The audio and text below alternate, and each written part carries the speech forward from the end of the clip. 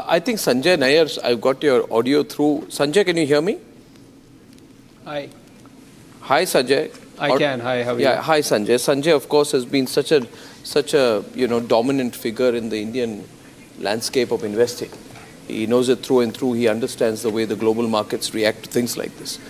Sanjay, from your perspective, does this make us a more attractive investment hub? How do you see the world looking at India? How do you see investments pan out, given the numbers that have been promised in this budget?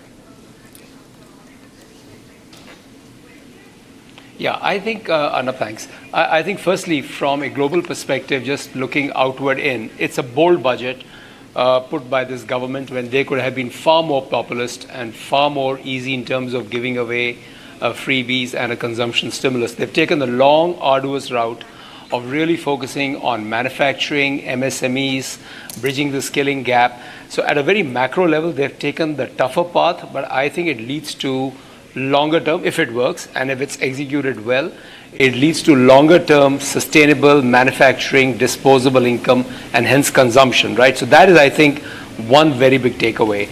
Second takeaway is, managing the fiscal downwards, 20 basis points, unexpected. 4.9 going to 4.5 is a very positive message, I can tell you, for foreign and local investors.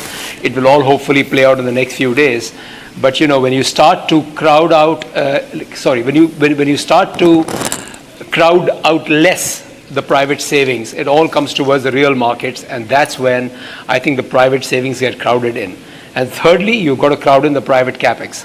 And we're seeing a lot of initiatives they have promised in urban development, on the side of green technology, and you really have to crowd in the private capex as well. And balance sheets are pretty underleveraged, so the Indians have to respond to that, and I think the foreigners will follow. But policy continuity, prudent fiscal management, and a longer-term view on creating consumption through sustainable income, through manufacturing and employment, I think that is the key message. And therefore, as I Arnab, it's a bold budget from their point of view.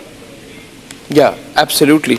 Also joining us, I think from the CII, I think I have the audio through, is Arvind Goyal, who's the chairman of the Tata Autocomp Systems Limited. Arvind, sorry to keep you waiting. Your first reactions to the budget?